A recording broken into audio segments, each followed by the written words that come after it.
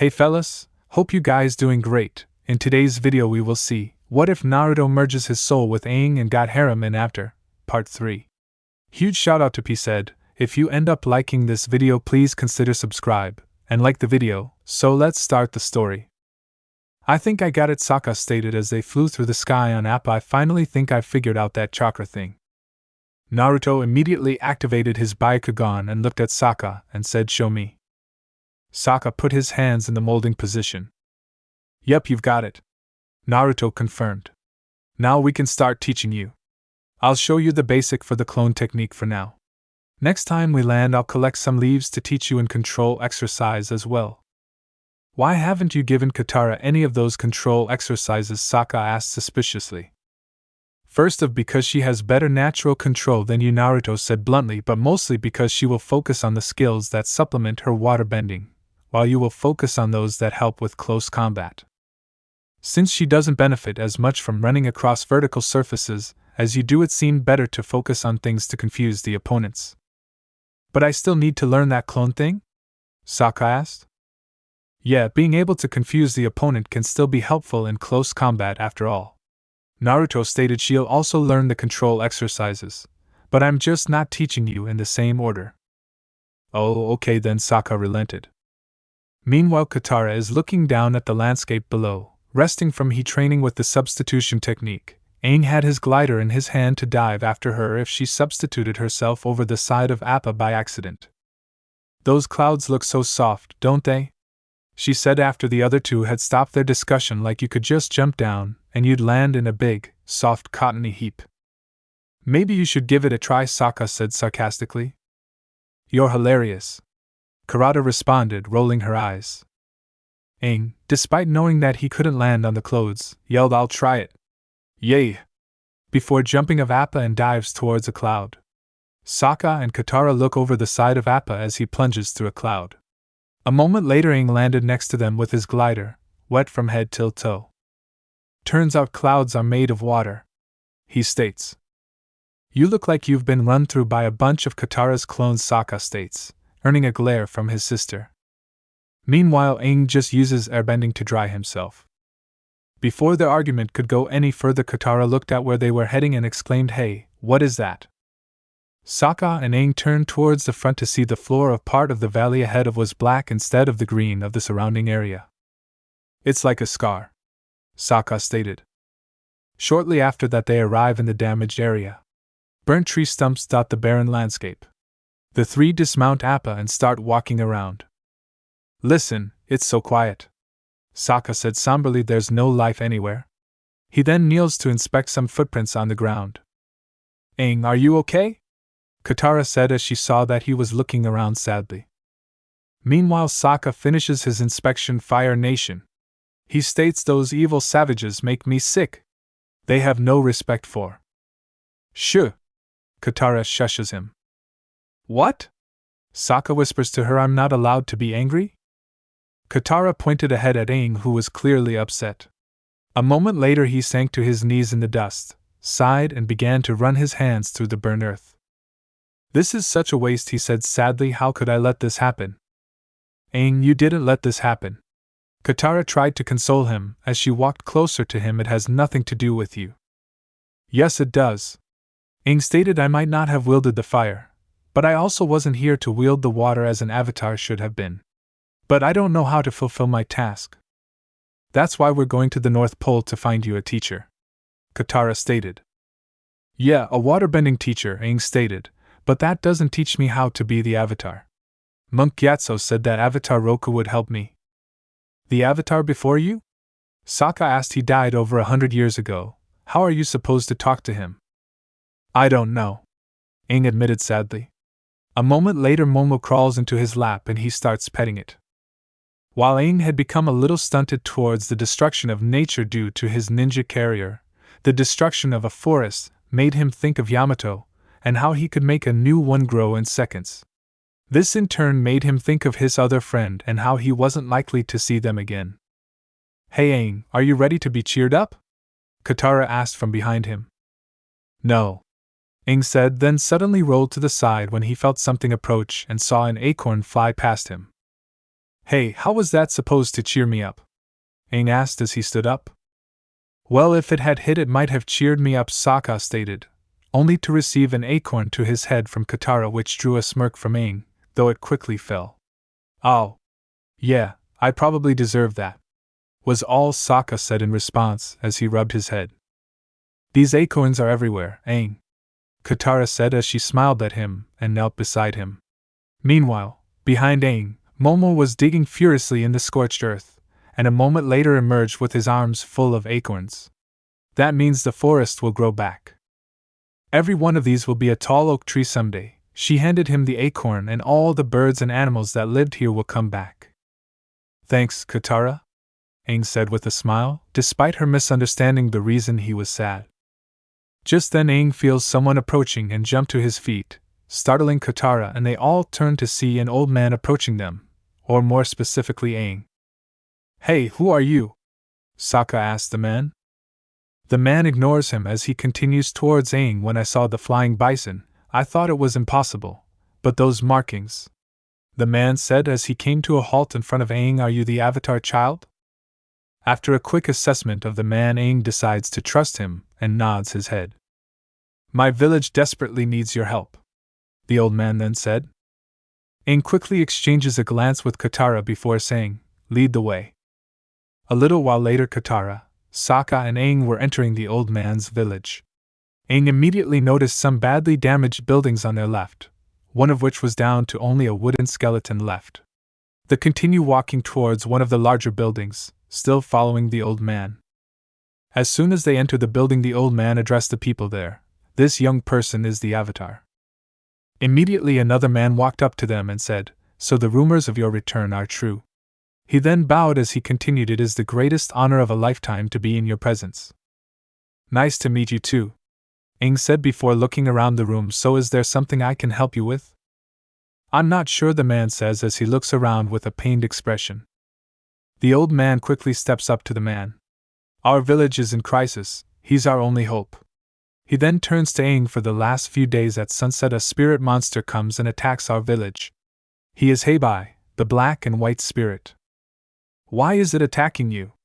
Sokka asked, slightly suspicious. The chief moved towards the threshold of the doorway that the group just entered, looking at the setting sun while he said, we do not know, but each of the last 3 nights he has abducted one of our own. We are especially fearful because the winter solstice draws near. What happens then? Katara asked. As the solstice approaches, the natural world and the spirit world grow closer and closer until the line between them is blurred completely. The old man answered. Heibai is already causing devastation and destruction. The other man elaborated. Once the solstice is here, there is no telling what will happen. So, what do you want me to do exactly? Aang asked slowly. Who better to resolve a crisis between our world and the spirit world than the Avtar himself? The old man asked as he approached Aang. You are the great bridge between man and spirits. Yep, I'll find a way to deal with it, Aang said confidently. Hey, great bridge guy, can I talk to you over here for a second? Katara asked Aang. Katara walked over to a nearby window with Aang and Sokka following. Since the window is away from most of the people, Katara sees it as being a good place for a private conversation. Had Aang been asked, he would have pointed out that people could hide just outside the window, but wasn't really that concerned about it at that point. Aang, are you sure you know how to do this? Katara asked. Well, I don't know how to do it, but I'll just improvise, Aang responded. Katara didn't look too sure. So, you can help these people? She asked, trying to get a straight answer. I have to try, don't I? Aang responded. Maybe whatever I have to do will just come to me. Just then Momo jumped onto Aang's shoulder and chittered. Aang was slightly surprised, but then smiled. I think you can do it, Aang, Katara stated while smiling at him. Yay, Sokka said with a smile similar to his sister. We're all gonna get eaten by a spirit monster. Later in the afternoon, as the sun is setting, Aang moves out of the meeting house and moves towards the entrance to the village. He grips his staff tightly as an extra security. Hello? Spirit, can you hear me? Aang said as he neared the gate. This is the Avtar speaking. I'm here to get you to tell me what's got you attacking these people, and if necessary stop you myself. Meanwhile, back at the meeting house, all the villagers, along with Katara and Sokka, are watching him, though Sokka isn't too happy about staying behind. This isn't right. He stated we can't sit here and cower while Aang waits for some monster to show up. The old man who lead them to the village steps up behind the two. If anyone can save us, he can, he stated confidently. He still shouldn't have to face this alone, Sokka said, staring out the window as the sun sets. The sun has set. Where are you, hey bye? Aang yelled. Well, Spirit, I hereby ask you to please leave this village in peace. He then twirled his staff like a marching baton before planting it in the ground like a flag, all the while having an resolute expression on his face. As he stood there, he started gathering nature energy to find out whether the spirit was coming or not. As he did that, he noticed that it was easier than usual, and the moment he entered sage mode, he understood why. Heibai, who was just entering the village, was expelling a large amount of nature energy from its body, though oddly enough it felt like the spirit was actually weakened. It was like being covered in toad oil. You didn't need to concentrate that much to pull the nature energy to you. You only needed to ensure that you didn't hold on to too much. Heibai was as big as a house, with 6 legs and black and white orca-like markings all over his body. He is vaguely mammalian and has razor-sharp teeth. Its arrival had also brought with it something that could only be described as spirit whispers. I'm pretty sure that you must be the Heibai spirit, he stated, locking eyes with it while giving a shallow bow. My name is, he began before jumping to the side as the spirit opened his mouth. He had feared that it was a destructive attack, but was relieved to mind that it was just a natural energy aforesaid roar, which wouldn't do any damage, except maybe to his eardrums. The spirit rears itself up on its hindmost legs and bellows, releasing another jet of blue energy from its mouth. It gets back on all 6 legs and then charges further into the village only to receive a nature-enhanced kick from Aang. Hey, don't just ignore me, Aang said. I was about to tell you that my nom. The creature suddenly moved past him at high speed, leaving a ghostly image in its wake, and ran up to one house and destroying it. Before it could run to another, Aang was in its way again. My name is Aang, he stated. I'm the Avtar and I would like to help. He was then forced to hit it away once again as it went for one of the other buildings. Meanwhile, Sokka is getting ready to join the fight, not liking how this was looking right now. The Avatar's methods are unusual, the village leader said as the spirit was hit once more, though they do seem to minimize the damage to the buildings. But he only seems to be delaying it, Sokka stated. Maybe we should go help him? No, only the Avatar stands a chance against the Heibai, the old man stated. He is fighting it on equal terms, after all. Aang will figure out the right thing to do, Sokka, Katara added. Please, would you stop trying to destroy everything things and listen? Aang yelled, only to have to kick the spirit again to prevent it from destroying a building. I don't know what is worse, him ignoring me despite me attacking him, or his obsession with destroying this village. At that point, the Heibai decides that since Aang is intent on getting in its way, it will deal with him first. Aang immediately saw that the Heibai was aiming to sweat him away, and jumped back to avoid it. However, he forgot to take one thing into account. Heibai used nature energy. He became aware of this when one of the after images of its arms suddenly extended and hit him, causing him to fly into a nearby building. Luckily, he still had Sage Mode active, which absorbed a bit of the damage. That's it, Sokka said as he saw this. He needs help. Completely ignoring the fact that Aang was a better fighter than he was. He then ran towards the door. Sokka, wait! Katara yelled as she ran after him, realizing that he wouldn't be of much help. Sokka quickly reached the door, opened it, and ran outside. Katara, on the other hand, was stopped when the village leader grabbed her arm. It's not safe, he stated as he pulled her back inside. Soon Sokka arrived where the spirit was towering over Aang. Heibai! Sokka yelled as he came to a stop and pulled out his boomerang. Over here. He threw the boomerang at the creature, which hit the creature's butt and bounced off with a spring-like sound before falling to the ground. Sokka then ran up to Aang. Sokka, go back! Aang yelled as his face returned to normal, indicating that he left Sage Mode. We'll fight him together, Aang, Sokka stated, ignoring Aang.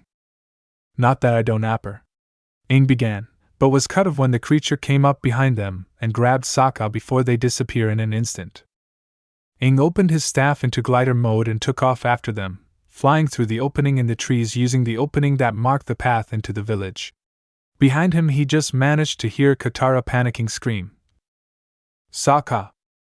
Aang just continued gliding at breakneck speed through the forest in pursuit of Heibai, who is still carrying Sokka in its grip, while Sokka makes scared noises.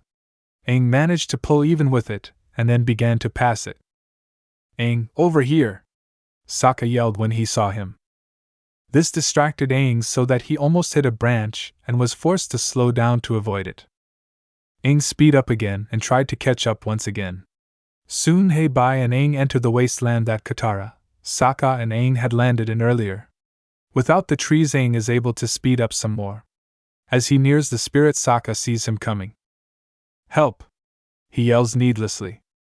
"Hang on, Sokka!" Aang yells back as he descends towards him. Aang glided in closer, stretching his hand to Sokka, who was able to grab it. Just as Aang began to pull Sokka free, however, both Sokka and the monster vanished while Aang's body fell out of the sky.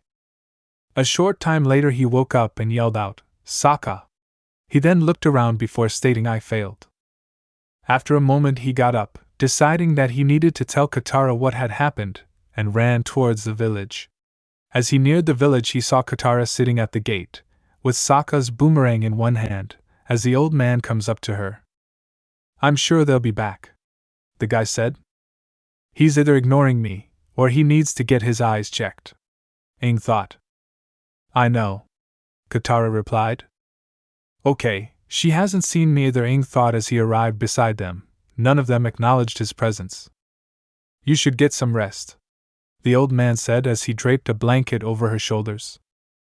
"Hey, don't you see me? I'm right here," Aang stated in an annoyed voice. Meanwhile Katara pulled her arms closer around her, putting the boomerang close to her heart. "Everything's gonna be okay," Katara said, more to herself than to the old guy. "Okay, so no one can see me now?" Aang asked. He then noticed something weird he hadn't noticed before. "This is my old body. I'm Naruto instead of Aang." Though he was still wearing similar clothing to Aang, though larger to fit his frame. "Your brother is in good hands," the old man stated, cutting into Naruto/Aang train of thought. "I would be shocked if the Avatar returned without him." "Well, to a certain degree he is wrong about that," Naruto thought sadly. He looks up to see the sun rising. "The sun is rising," the old man stated. "Perhaps he will return soon.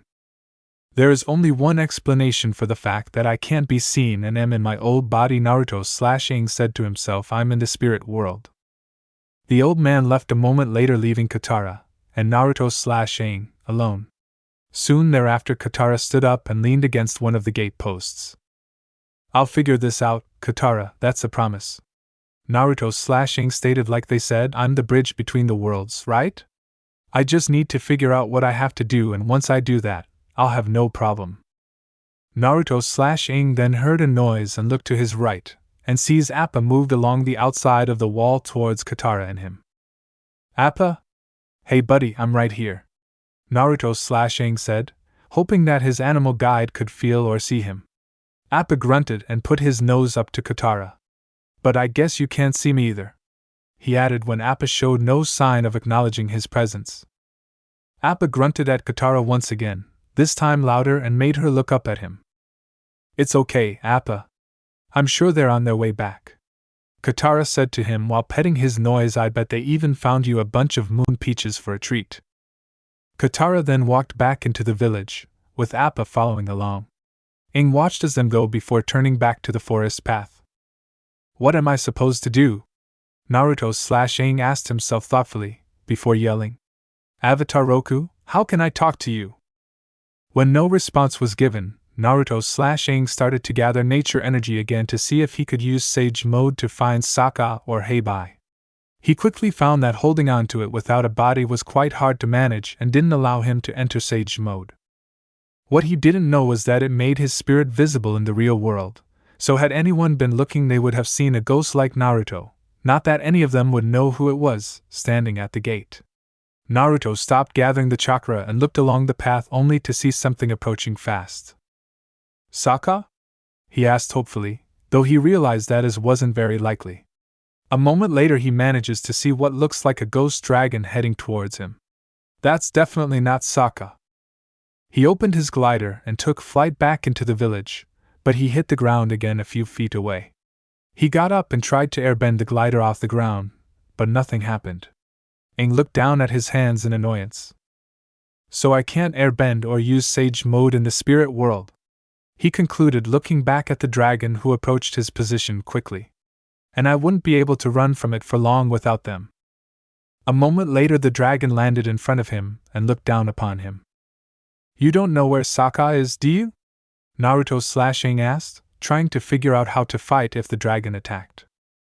In response, the dragon bent its head down and touched Naruto's/Aang's head with one of its whiskers, which caused his eyes glow with a blue fire, before he received a vision of Avtar Roku ride on the dragon who was right in front of him. After the dragon is sure that Naruto/Aang got the message, it removed its whisker. You're Avtar Roku's animal guide. Like Appa is to me. Naruto/Aang stated in realization, I need to save my friend and I don't know how. Is there some way for me to talk to Roku? The dragon just bent its neck and Aang jumps on. I'll be back, Katara, Naruto/Aang said while looking back at the village. He then turned back to the dragon, take me to Roku. After flying through the sky for some time, they soon approached a volcanic island. It had a beautiful fire temple on it, which they entered before the dragon flew straight towards the ceiling. Hey, what are you doing? Naruto/Aang yelled just before they hit the ceiling while putting an arm protectively in front of him. However, instead of crashing into the ceiling, they pass through harmlessly and arrive in a secret room that only holds one statue. The dragon landed and Naruto/Aang dismounted and walked toward the statue. I don't understand, Naruto/Aang said as he identified the statue. This is just a statue of Roku. Naruto/Aang looked back at the dragon, which touched him on the temple once again. This time the vision was of a huge, flaming comet rocketing through the sky. The vision ended as the dragon broke contact. Is that what Roku wants to talk to me about? A comet? Naruto/Aang asked for clarification, while glancing back at the statue. When can I talk to him? The dragon lowered its head in response and revealed that the sun shone through a tiny window high up in the ceiling. The shaft of light, previously blocked by the dragon, now hit the wall near Roku's right shoulder. The dragon touched Naruto/Aang again, and a vision of time passing at the fire temple began. He was shown the temple from the outside as clouds flew by at incredible speed overhead, and the sun ran its daily course in a matter of seconds. 3 days passed in this fashion before the vision returned to the floor of the statue's chamber, focusing on 2 Asian written characters that are on the floor. The vision then focuses on the beam of light that enters the little window. Days passed in rapid succession there as well, making it clear that each day the spot where the shaft of sunlight hit the back wall gets closer to hitting the statue's face. After that, the dragon breaks the connection again. It's a calendar, and the light will reach Roku on the solstice, Naruto/Aang realized before turning to the dragon. So, that's when I'll be able to speak to Roku? This got him a grunt of confirmation from the dragon, but I can't wait that long. I need to save Sokka now. He then jumps onto the dragon again, and they take off again, leaving the island behind them.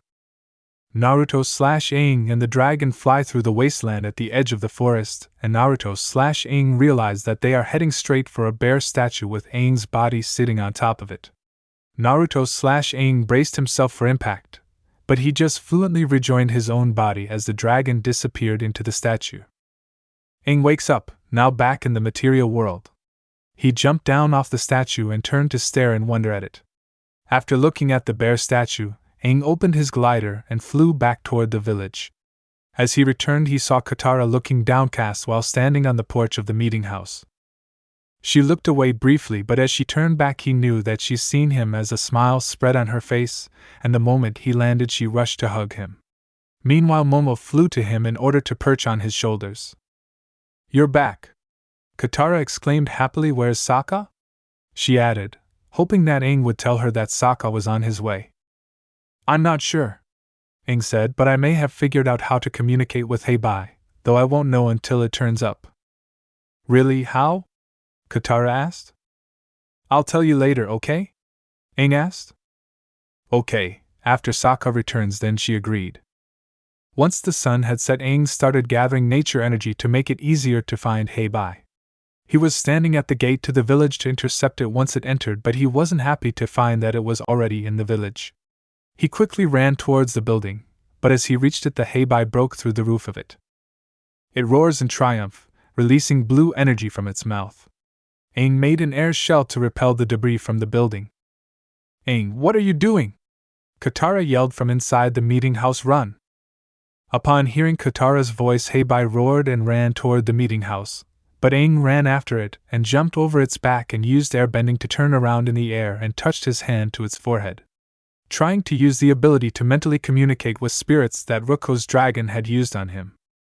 His hand glowed light blue, and Aang saw a panda bear overlapping the monster. Aang jumped back to the porch of meeting house. You're the spirit of this forest. Aang realized. Now I understand. You're upset and angry because your home was burned down. When I saw the forest had burned, I was sad and upset.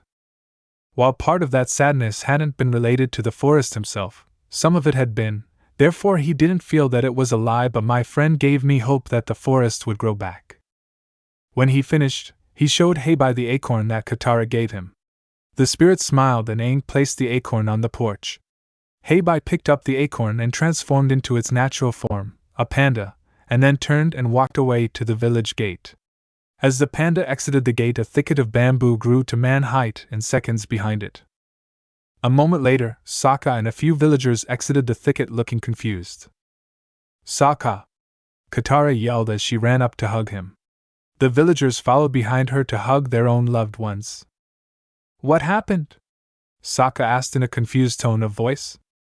You were trapped in the spirit world for 24 hours. Katara stated. How are you feeling? She added worriedly. Sokka gained a pained expression like I seriously need to use the bathroom. He answered while holding his crotch and moved towards the nearest place to empty his bladder. After Sokka had finished doing his business, the three of them meet in front of the village leader, surrounded by different villagers. Thank you, Avtar. The leader said to them formally with a happy expression. If there only were a way to repay you for what you've done. You could give us some supplies and some money, Sokka stated while smiling as well. Katara wasn't happy about his choice of words and elbowed him in the side and said Sokka with an angry expression. What? Sokka said. We need stuff. He added. The chief bowed to them. It would be an honor to help you prepare for your journey, he stated before leaving. Once he left, Katara turned to Aang. I'm so proud of you, Aang, Katara said proudly while smiling at him. You figured out what to do all on your own. Actually, I did have a little help, Aang said nervously, and there's something else. What is it? Sokka asked. I need to talk to Roku, and I think I've found a way to contact his spirit, Aang stated.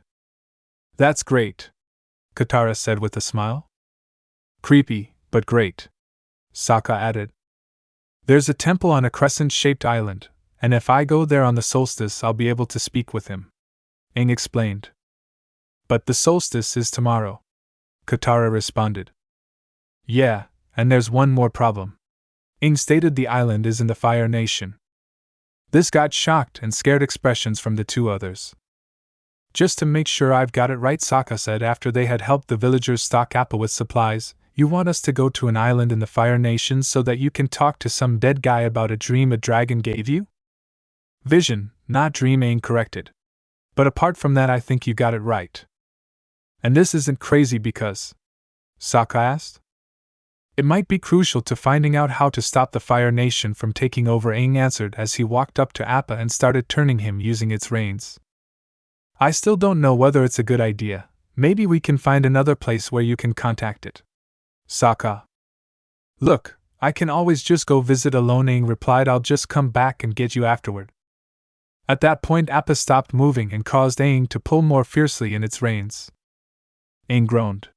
Let's go, Appa, Aang stated. Come on, boy. His only reply was a growl.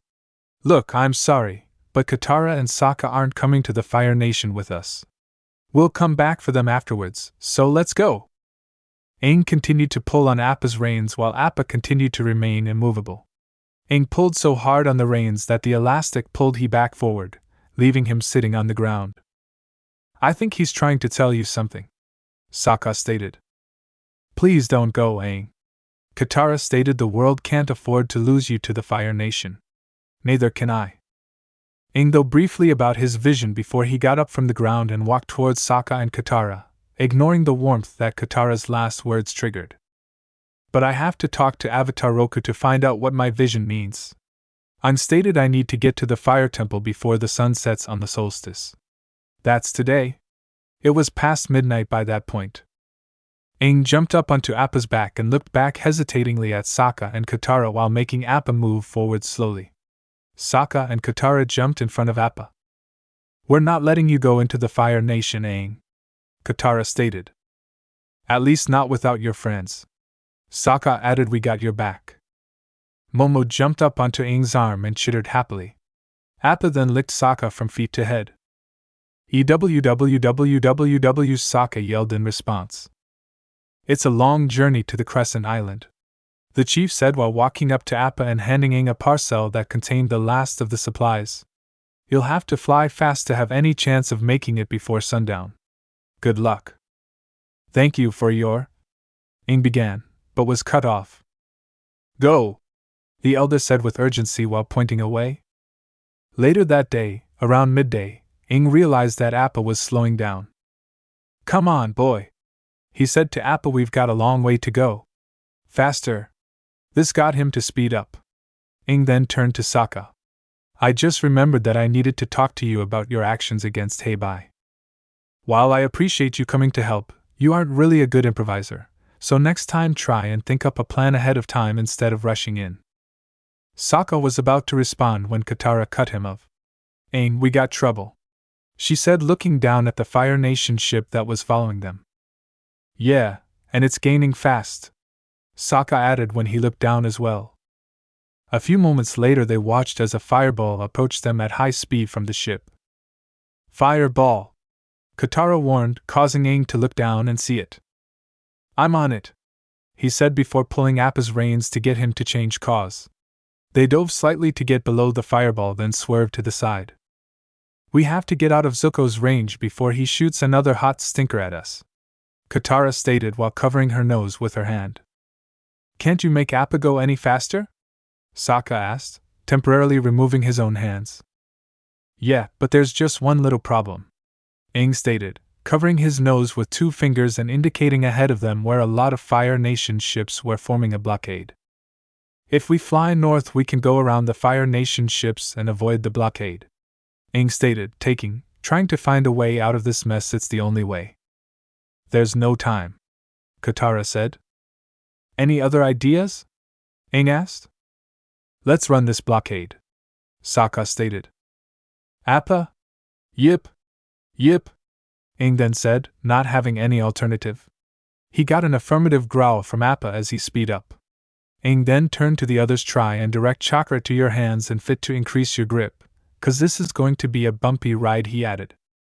He knew that they didn't really have any training in this particular exercise, but it might help enough. Ahead of them all the war ships in the blockade started launching fireballs at the same time. This seems to be the end of keeping my abilities secret, Aang stated as the fireballs raced towards them.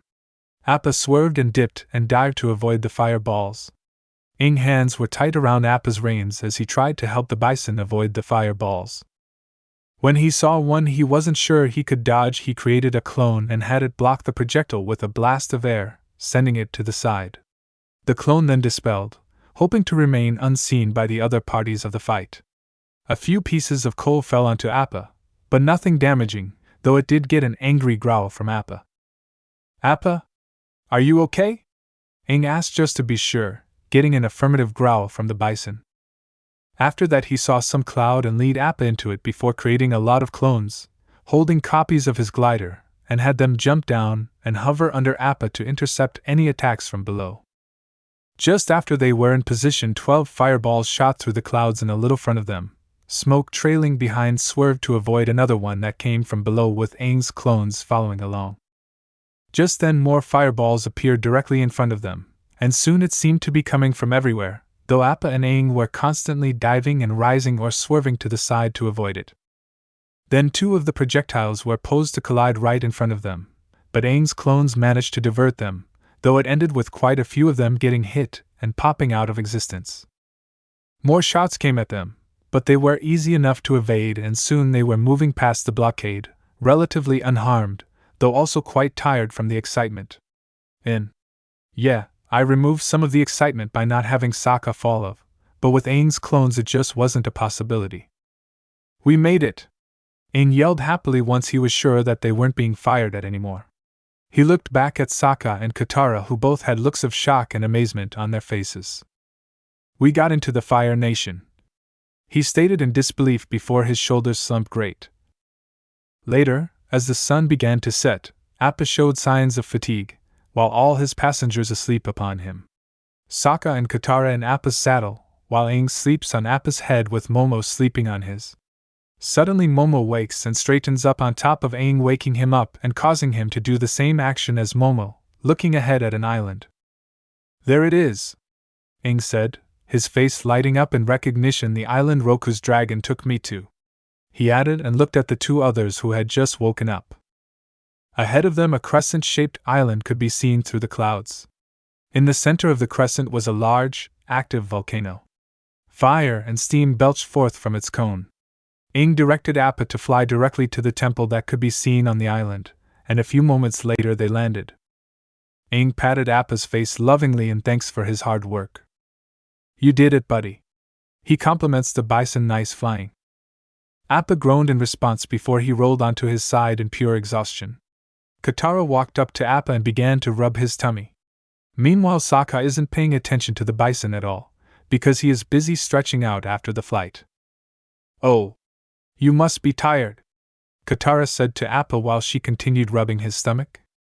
No, Sokka replied while stretching out, thinking that Katara was talking. I'm good, he added as he began jogging in place, refreshed and ready to fight some firebenders. Katara turned towards Sokka with a wry look on her face and stated, I was talking to Appa. This caused to stop jogging. Well, he began, and when he saw Momo out of the corner of his eyes he continued, I was talking to Momo. Momo, who hanging upside down from a nearby tree, chittered and looked quizzically at Sokka. Opting not to comment on the obvious lie, Aang instead said, we better go now, we are running out of time. They slowly moved up the stairs to the temple, keeping an eye out for ambushes. Soon they arrived at the temple and knelt behind a small wall that surrounded the temple. I don't see any guards, Sokka stated, still looking for any opponents. The Fire Nation must have abandoned the temple when Avtar Roku died, Katara stated, giving her best guess at the lack of guards. It's almost sundown, Aang stated, we better hurry. He continued as he jumped over the wall with the other following him. But keep alert, he added as he ran into the temple. Once inside the big room, the tiptoeing through it, but when about halfway through it, Sokka stopped in mid-tiptoe. Wait, he said, catching the attention of the other two, I think I heard something. Sokka, Aang and Katara then turned around and saw 5 elderly men in red robes standing at the entrance. We are the Fire Sages, the one at the center said, guardians of the Temple of the Avtar. Sokka and Katara both looked confused, while Aang looked suspicious, but he nonetheless stepped forward. I am the Avtar, he stated, as he placed himself between his friends and the sages. We know, the leading sage says as he and the two others assumed fire-bending stances and shot off some fireballs at them. Aang assumed the airbending pose and deflected the fireballs with a spin of his arms. He turned towards Sokka and Katara. I'll hold them off. Run! Aang yelled at them. Aang then turned back to face the Fire Sages as Sokka and Katara ran down the corridor with a determined look on his face. He bent low and swiped his leg in an arc which sent a burst of air directly at the feet of the Fire Sages. All 5 of the Fire Sages were knocked to the floor, face first, which made them grunt upon impact. Aang then ran after Sokka and Katara. Aang ran at random, but luck was with him, and only moments later he ran out into the corridor that Katara and Sokka were running along. They stopped abruptly to avoid running headfirst into Aang. Follow me, yelled as he ran in the direction that the two of them were already running in before he turned up. Do you know where you're going? Sokka yelled as he and Katara started running after him. Nope, Aang replied before running around a corner. He didn't get far down the corridor when one of the fire sages came around the corner at the other end. Okay, so this leads back to the entrance, Aang thought, and stopped, turned and ran back right past Katara and Sokka wrong way. He yelled as he passed. The two others looked back and saw the fire sage come around the corner, and quickly followed after Aang. Come back! The fire sage yelled after them. Aang, Sokka, Katara and Momo continued running, turning around a couple of corners while they tried to lose the pursuing fire sage. However, they soon run into a dead end. They then turned around to get ready to fight the pursuing fire sage. Said sage approached them slowly, not in any recognizable fire-bending stance. I don't want to fight you. The fire sage said calmly, I am a friend. Aang and his friends didn't lower their fighting stances. Firebenders aren't our friends, Sokka stated. Aang doesn't completely agree with that statement, but realized that he would admit that they needed to be more cautious when dealing with someone from the Fire Nation. The fire sage moved closer to Aang before dropping to his knees and bowing. I know why you're here, Avtar, he said, barely raising his head. Aang relaxed out of his fighting stance. You do? He asked in surprise. Yes. The fire sage responded while standing up. You wished to speak to Avatar Roku. I can take you to him. How? Aang asked in a wary tone of voice. The fire sage reached towards the wall to his left and turned the light fixture. Behind the fixture there was a small hole in the wall that the fire sage covered with his, and before taking a deep breath and shooting fire through the hole. Fire then framed one of the panels in the wall before it slid back and to the right in order to reveal a secret passage. A long staircase carved into the rock of the mountain leads down below. The fire sage indicates towards the passage and said this way. Aang, Katara and Sokka were still a little distrustful, but before they could question him further they heard the voice of another fire sage that wasn't too far away say find them. The fire sage looked nervously behind himself quickly before turning to Aang, Katara and Sokka. Time is running out, he stated quickly. Aang exchanges a quick glance with Katara before they nod in agreement. All three then ran to the passage with the fire sage following them. Once through, the sage touches a lever and closes the door behind them. As they were walking down the stair, the sage began talking. Avatar Roku once called this temple his home. He formed these secret passages out of the magma. Did someone in your family know him? Aang asked, hearing a certain familiarity in the sage's voice, but knowing that he couldn't be old enough to know him personally. My grandfather knew him. The sage replied. Many generations of fire sages guarded this temple long before me. We all have a strong spiritual connection to this place. Is that how you knew I was coming? Aang then asked, changing the subject. A few weeks ago, an amazing thing occurred. The sage replied. The statue of Avatar Roku, its eyes, began to glow. That's when we were at the air temple. Katara realized Avatar Roku's eyes were glowing there too. At that moment, we knew you had returned to the world. The sage continued. If this is the Avatar's temple, why did the sages attack me? Aang asked, wanting to find out what had happened for the sages to abandon their duties. Things have changed. In the past, the sages were loyal only to the Avatar. The sage stated. When Roku died, the sages eagerly awaited for the next Avatar to return. But he never came. This caused Aang to stop and lean against the tunnel wall. They were waiting for me, he stated. Hey, don't feel bad, Sokka said while putting an arm around his shoulders. You're only 100 years late. Aang just glared at Sokka in response to his comment. They lost hope the Avatar would ever return. When Fire Lord Suzan began the war, my grandfather and the other sages were forced to follow him. The sage continued while shaking his head in dismay. I never wanted to serve the Fire Lord. When I learned you were coming, I knew I would have to betray the other sages. Thank you for helping me, Aang said while bowing to the sage. The sage smiled warmly at Aang in response before turning and going to the nearby stairs. We'll follow these stairs to the sanctuary, Shu said before stopping briefly. Before we continue, I should probably give you my name. I am Shu. Aang and his friends also make their introductions, and then they continue up the stairs. Once you're inside, wait for the light to hit Avatar Roku's statue, Shu said when they were halfway up the stairs. Only then will you be able to speak with him. Soon thereafter they reached what appeared to be a dead end. However, she just pushed at the stone slab blocking their way, lifting it and pushing it to the side. He then looked up to ensure that there wasn't anyone there, before continuing up the stairs followed by Aang and his friends. He then led them towards the doors to the sanctuary, before suddenly gasping. "No!" he said, looking at the closed door that had 5 openings in the form of lion heads. "Shiu, what's wrong?" Aang asked in response. "The sanctuary doors, they're closed," Shiu responded, while looking at the door in panic. "Can't you just open them with fire bending?" Katara asked, "like you opened that other door?" "No," Shiu answered, "only a fully realized avatar is powerful enough to open this door alone. Otherwise the sages must open the doors together with 5 simultaneous fire blasts." Zuko started scratching his chin thoughtfully in response to this. 5 fire blasts, huh?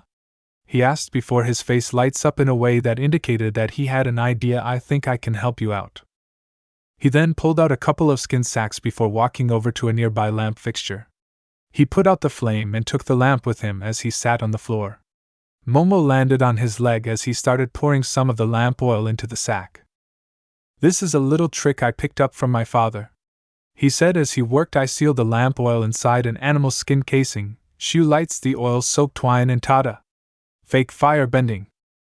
"You've really outdone yourself this time, Sokka," Katara said, impressed. "This might actually work," Shiu said thoughtfully. "Should I use airbending to force the explosion up the pipes?" Aang asked. "It might help, but I don't think it will make enough of a difference to matter," Sokka stated as he continued working. "I'll do it then, no use not trying it and finding out that it was needed," Aang answered. At that point Sokka was done with the sacks. He stood up and walked over to the door and put a bag in each of the lion heads. He then joined Katara and Momo behind the nearest columns for protection from the blasts, while Aang and Shiu both got ready to do their thing. "The sages will hear the explosions, so as soon as they go off, you rush in," said to Aang. "It's almost sunset," Katara said to Aang. "Are you ready?" "Definitely," Aang answered, getting ready to fire of the fire air streams. At that point Shiu sent of a stream of fire that started of the fusses of the 5 fire bombs before jumping behind a nearby column. Aang meanwhile started sending an air blast at the door. The moment the fire reached the small bombs went off, causing smoke to fill the chamber. Aang runs to the door and pulls on the handle. Aang runs towards the doors and pulls on the handles, however the door didn't budge. "They're still locked," he stated in a disheartened tone of voice. "It didn't work," Shiu said in a similar voice. Aang stopped moving and closed his eyes. Meanwhile Sokka approached the door. "I don't get it," Sokka stated. "That blast looked as strong as any firebending I've seen." "Sokka!" Katara exclaimed, "You're a genius!" "Wait, how is Sokka genius?" Aang, who had just managed to enter Sage mode, asked. "His plan didn't even work." "Come on, Aang, let her dream," Sokka said, enjoying the compliment, even if undeserved. "You're right. Sokka's plan didn't work," Katara agreed, "but it looks like it did." Aang's face lit up in realization before his smile fell. "I think I get the idea, but how can we convince them that I'm in there?" Aang asked. "Momo could climb through one of the pipes," Katara suggested. Aang walked up to the door and used his sage mode to find out whether it would be possible for Momo to do so. "Might work," Aang agreed. "Would either of you explain this idea of yours before the sages arrive?" Sokka asked in an annoyed tone. After a quick explanation, Shiu stood and waited for the other sages while Aang and his friends hid. "Hurry!" he said as they neared the doors. "The Avatar has entered the sanctuary." "How did he get in?" another sage asked suspiciously. "I don't know," Shiu answered before pointing at the door, "but look at the scorch marks and down there. In the crack between the door and the floor a shadow can be seen moving back and forth. He's inside," the fire sage said in a panic. "Open the doors immediately before he contacts Avtar Roku." Meanwhile Aang was perched on the dragon's tail wrapped around one of the columns. He slowly inched his way to the floor, ready to run the minute the fire sages opened the doors. He then noticed that someone was approaching him, and realized that it was Zuko. Knowing that fighting him would blow his cover, he instead decided to use it to his advantage. The 5 fire sages went into a fire-bending pose. They shot 5 fire blasts into the lions' heads on the face of the door. Smoke appeared from the edges of the door as the lock mechanism on the face of the doors starts to move in response to the fire blasts. The doors begin to creak and open slowly, the light from within temporarily blinding the ones standing in front of the door. As the light began to dissipate, the fire sages saw a lone Momo inside the sanctuary. Momo sneezed and looked quizzically at the fire sages.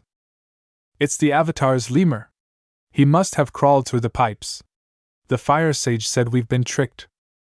Momo suddenly leaped onto the fire sage's face, knocking him down.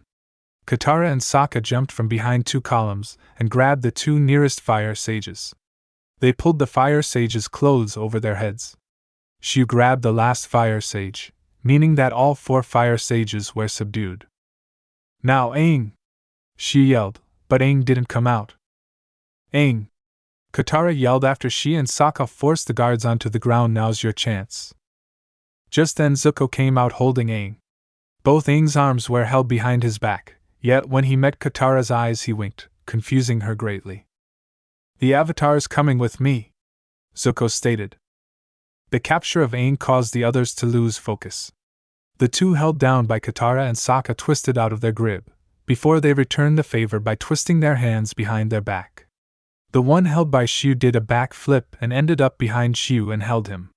Momo grabbed the headgear of the sage he was sitting on and took to the air. Meanwhile, Zuko pushed the struggling Aang towards the opening in the floor that lead to Avatar Roku's secret tunnels. "Close the doors," he yelled back as the sages as he got to them quickly. Aang looked over his shoulder at Sokka and Katara, but also made sure the sages did as Zuko told them to. When he and Zuko reached the opening, he ducked down slightly, loosening Zuko's grip, then spun 180 degrees, ducked under Zuko's right arm and sent him down the stairs with an airbending kick. He then ran behind a column out of the view of the sages and created a clone before ran back out, as if running towards Katara, who was chained to another column along with Sokka. "Go," Katara stated, directing him towards the closing door. He banked left and jumped into the air to avoid a fire blast. He then did several turns in midair before using the heads of 2 of the fire sages as stepping stones on his way to the doors. He sailed through the doors just as they closed. "He made it," Katara said happily. The clone outside saw a strange light come from the edges of the door as it closed. He quickly hid, looking for an opportunity to help Shu and his friends. Aang crouched on the floor in front of Avatar Roku's statue, looking at the setting sun that came through the octagonal window at the top of the sanctuary as it moved slowly up the statue. "The light hits the statue and I talk to Roku," Aang stated as he stood up. "So why isn't anything happening?" Meanwhile, outside, Aang's clone watched as Zuko and the 4 traitor sages, he took them as traitors because they weren't loyal to the Avatar like they were supposed to be, fired 5 simultaneous fire blasts at the doors. However, the lock mechanism did not respond. "Why isn't it working?" Zuko asked in an aggravated tone of voice. "It sealed shut." "It must have been the light," the leader of the sages stated. "Avatar Roku doesn't want us inside." Aang stood in the center of the sanctuary facing Roku's statue. The light from the window had reached Roku's chest. "Why isn't anything happening?" Aang stated. "You wanted to talk to me, right? Help me gain something beside airbending and my ninja skills, right? Please, Avatar Roku, talk to me." At that point, the sunlight moved up to cover Roku's face. When the light hit the statue's eyes, they began to glow.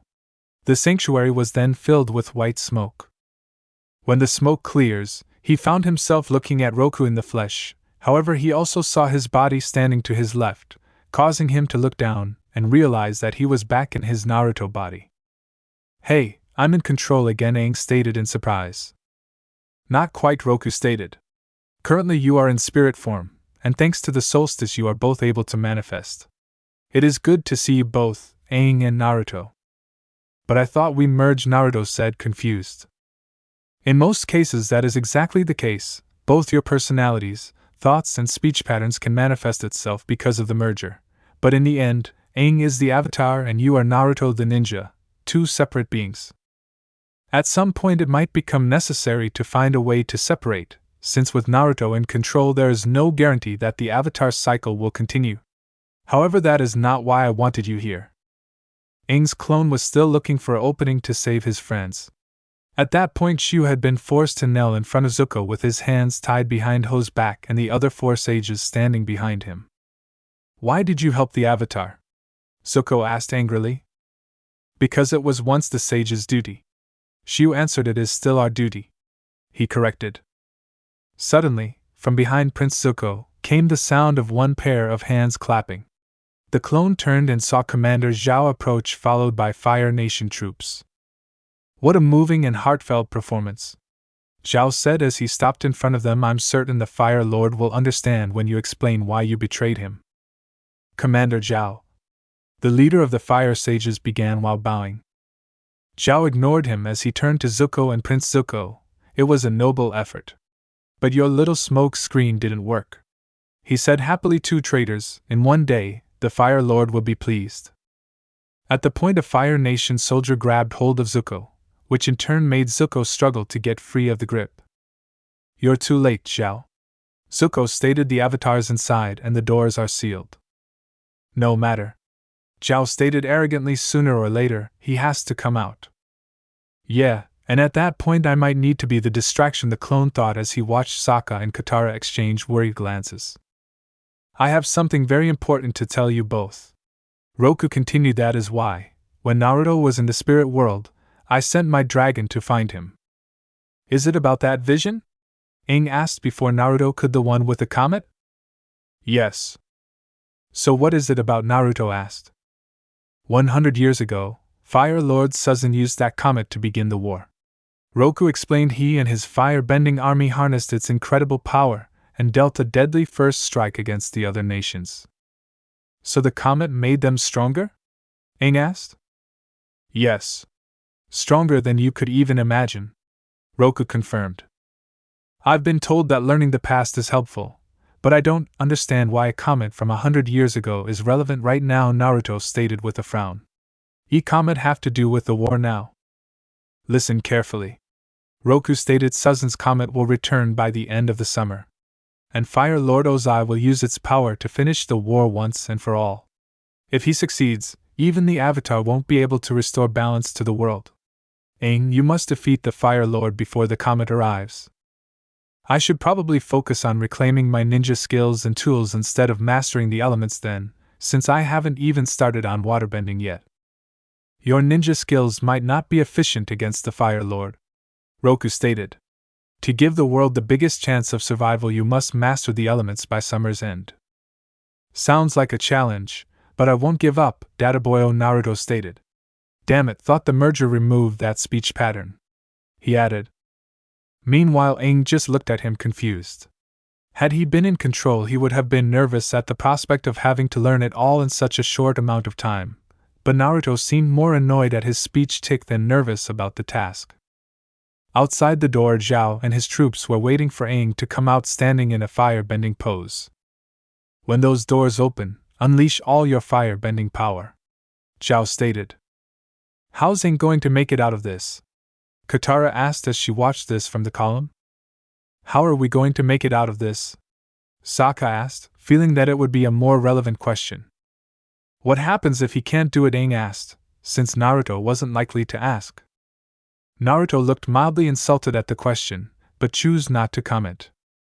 He will have the advantage of his ninja skills, at the very least.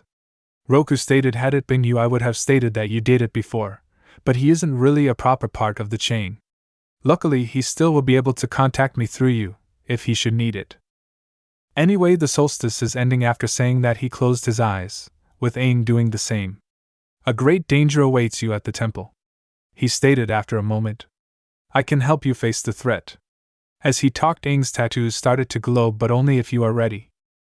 We're ready, Naruto and Aang stated at the same time as their eyes lit up, indicating that they entered the Avatar state.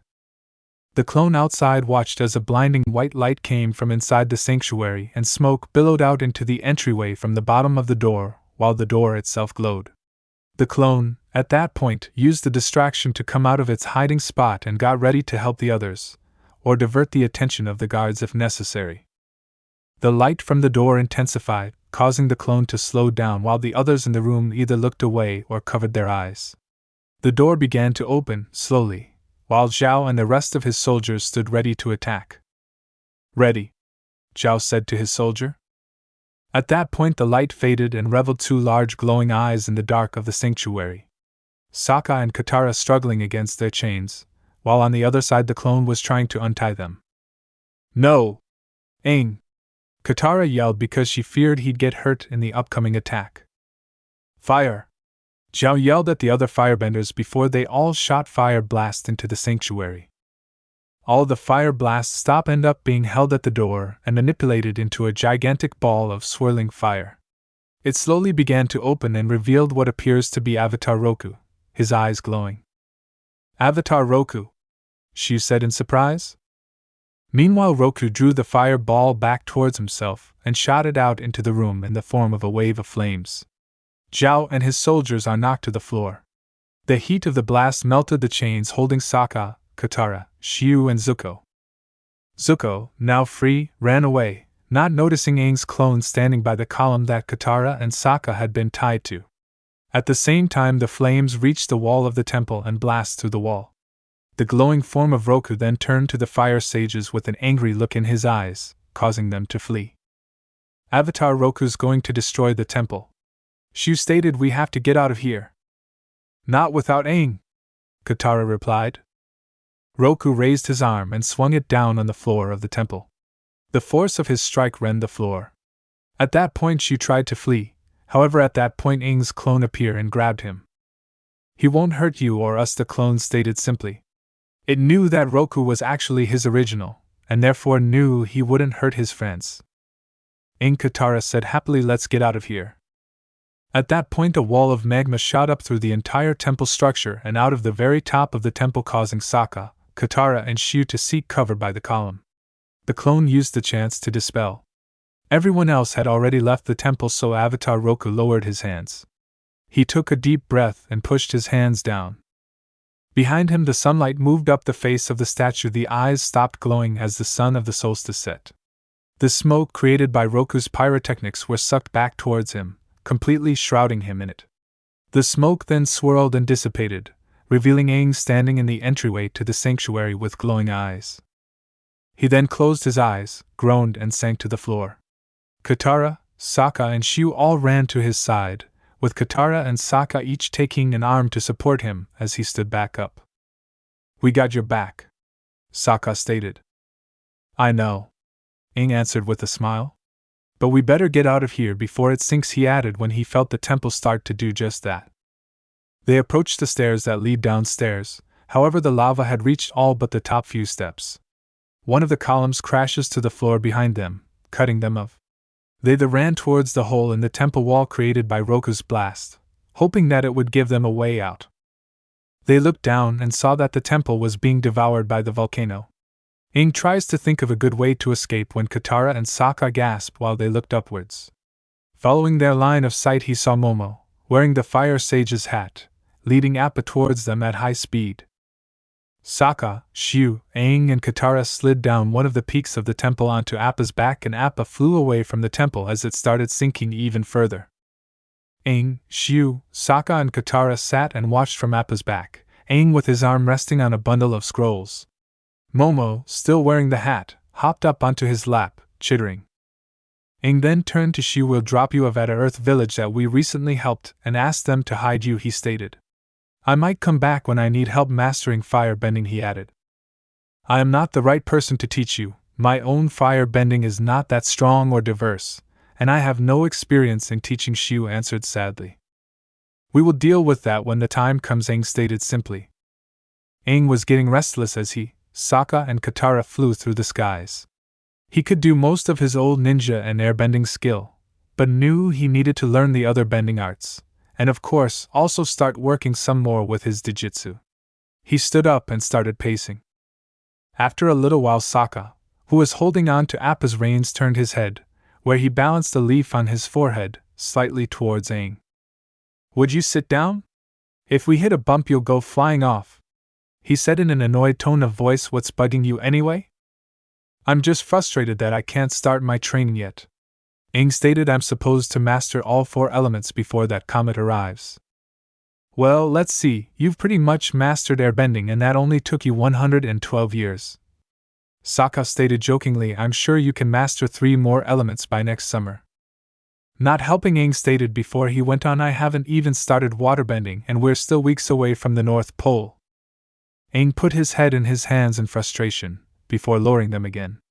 Once his hands hang by his side, Katara grabbed them and pulled him down so that he was sitting across from her before she took his hands in hers.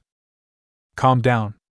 It's going to be okay, she said in a calming voice. If you want, I can try and teach you some of the stuff I know. You'd do that? Aang asked. Katara nodded her head in response and smiled at him. She and Aang then crawled over to the edge of the saddle to look down. We'll need to find a good source of water first, she stated.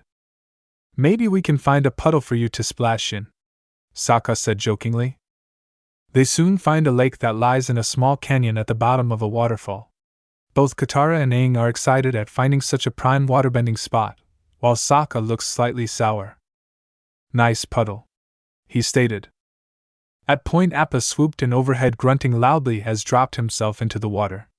Momo, who was sitting on a rock nearby, gets splashed by the wave that the drop created. Appa rolled over onto its back in the water and relaxed. Aang, who had removed everything but his underwear, was about to join the fun. Yay! Don't start without me, boy! He yelled. That proclamation didn't please Katara, who immediately said, remember the reason we're here. Aang stopped from jumping in and looked back at her. Alright, time to practice waterbending, he said before putting his hands into the ram sign and created a clone who took a nearby branch of the ground. At Katara's look, he stated Appa needs to get his toes cleaned of gunk, so might as well do it now, he stated before he pulled his pants back up. So what am I supposed to do? Sokka asked. Practice leaf balancing, or you can try tree walking, Aang stated.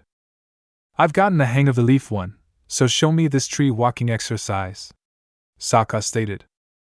Aang just created another clone to go with Sokka and teach him.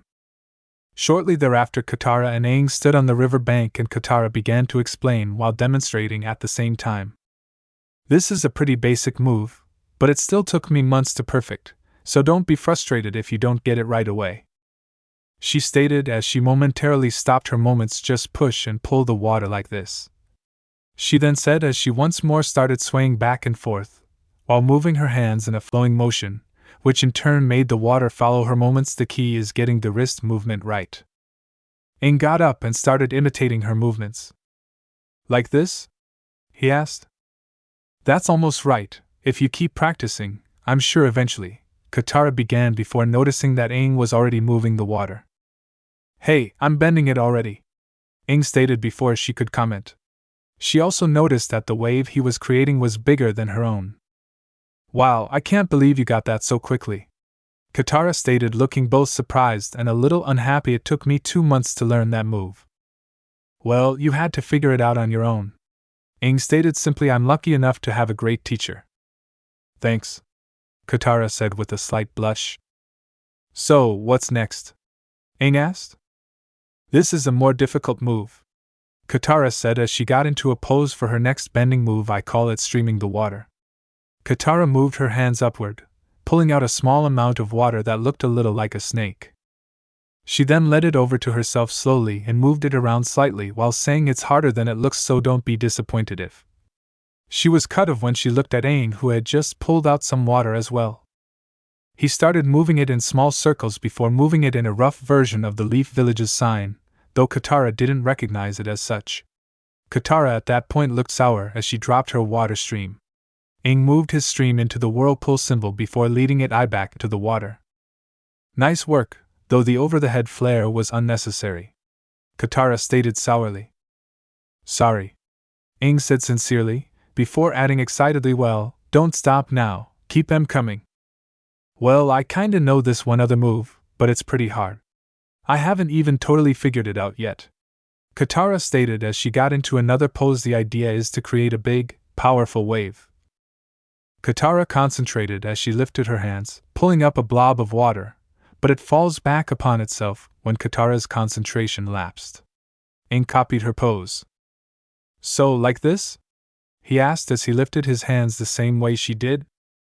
As he did, a huge wall of water shot up into the air. The clone who was cleaning Appa turned around when it got covered by the shadow that the water created. It then ran towards the shore, where Sokka was also training, to avoid the water. However, when it saw their supplies close by, it realized that they might be picked up by the water and changed its course towards it.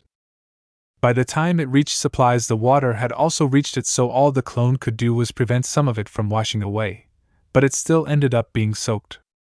Looks like I got the hang of that move, Aang stated, unaware of the trouble his wave had caused. Should we train ninja skills for a bit, he added, as he didn't want to be the only one to get training done. Sound like a good idea, Katara said, a little cross at the speed he mastered those skills. Before that, we should probably deal with the fact that you just practiced some of our supplies down the river and soaked the rest, Sokka said as he walked up to them with Aang's clone following him.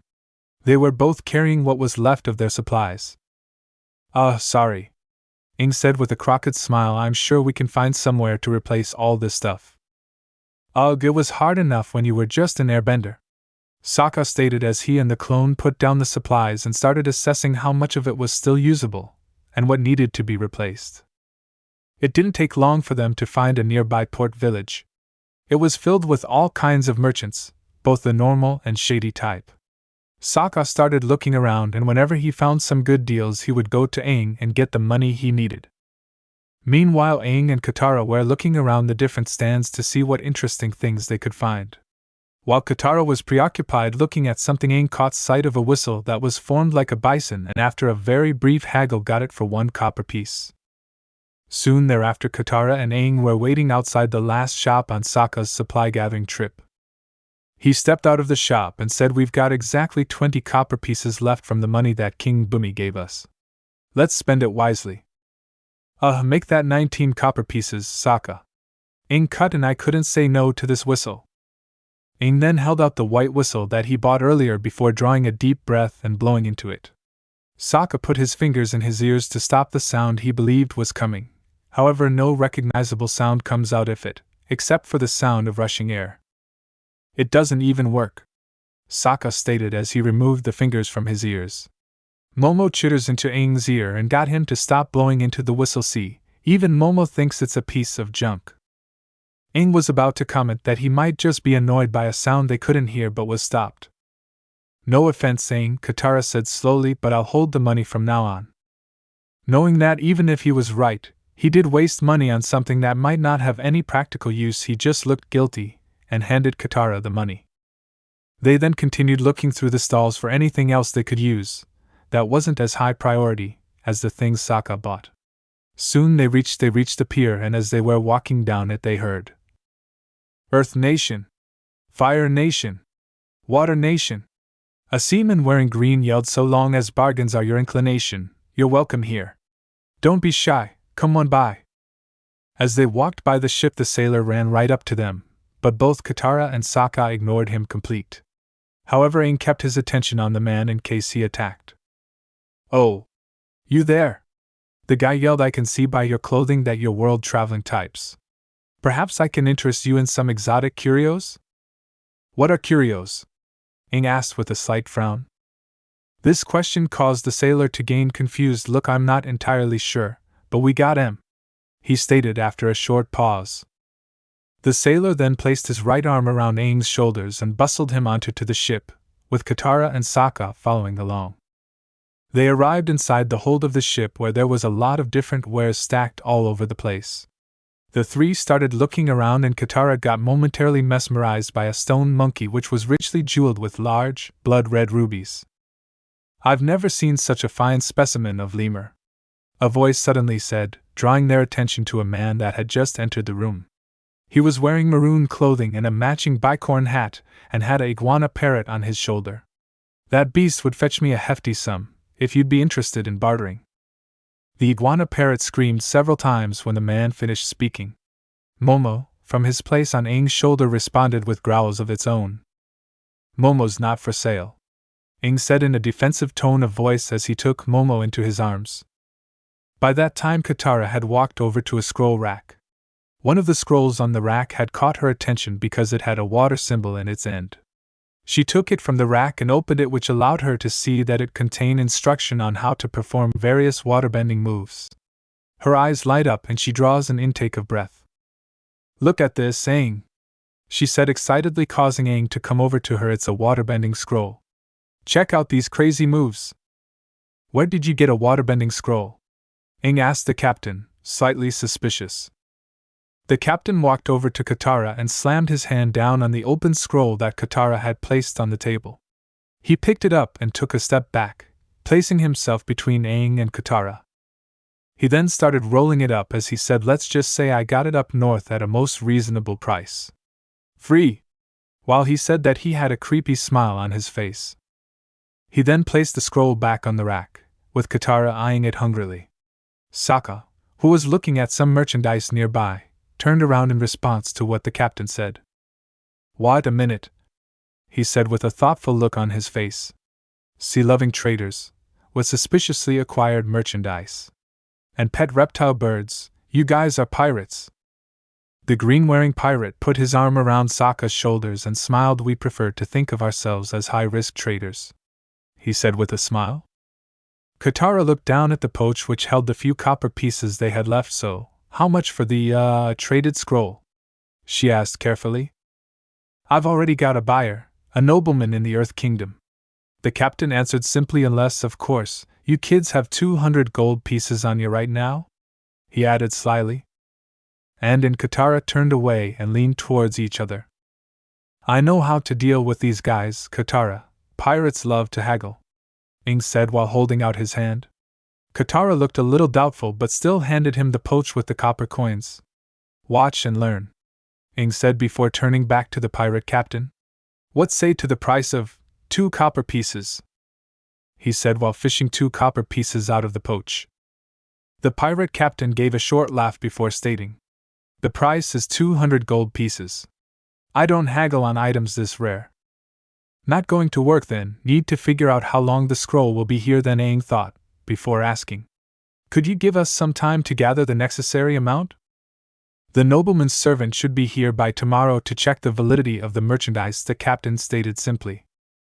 "Aang, can we get out of here? I feel like we're getting weird looks," Katara said as she returned to Aang's side. "We be castin' off now," Aang said to the captain, having gotten the information they needed. Aang grabbed his staff and followed Katara out, grabbing Sokka along the way. "What was that all about, Katara?" Aang asked as they left the ship. "Yeah, I was just starting to browse through their boomerang collection," Sokka added. "I'll just feel a lot better once we get away from here," Katara stated while hugging herself protectively. As they were walking away, they suddenly heard someone yell, "Hey you, get back here!" They turned and saw the green-wearing pirate standing on the deck of the ship. "What do they want now?" Aang stated. "I doubt they suddenly want to haggle." Suddenly, a sudden pirates, well armed and obviously angry, start exiting the ship to come after Aang, Katara, and Sokka. The pirates crowd in front of them, yelling things like, "There they are, get 'em! And nobody's going nowhere." I don't think these pirates are here to trade with us," Katara stated nervously. Aang, Sokka, and Katara turned around and start running away from the pirates. "Get back here!" one of the pirates yelled as the pirates all started to pursue them. Aang and his friend ran away from the pier via an alley, with some of the pirates following right behind them. "Whoa!" Sokka yelled as they ran around another corner. Meanwhile, Katara saw a bowl of water on a nearby stall and bend the water onto the ground, where she turned it to ice, which caused the lead pirate to slip and hit the ground, while the rest of them jumped over the ice and continued followed the group. They then came across the cabbage dealer they had met in Omashu, who was pushing a wagon with cabbages. Sokka and Katara both ran around it while Aang jumped through the opening between the top and bottom part. After landing on the other side, Aang quickly turned and used airbending to send the wagon at their pursuers. He also secretly enjoyed the fact that he got back at the guy that wanted their heads cut off for something as trivial as destroying cabbages. "My cabbages!" Aang heard the guy yelling from behind him. They turned another corner. However, as they were running down the alley, another group of the pirates, led by the guy in green, came around a corner ahead of them, cutting them off. They quickly turned around and started running back the way they came with the pirates in pursuit. "I hope that lemur of yours has 9 lives," one of the pirates yelled after them. They turned another corner, however this turned out to be a bad choice as it was a dead end. While Aang knew he could jump it, he wasn't sure he could take the others with him. Since he was ahead of them, he also didn't have any chance to grab them and keep running.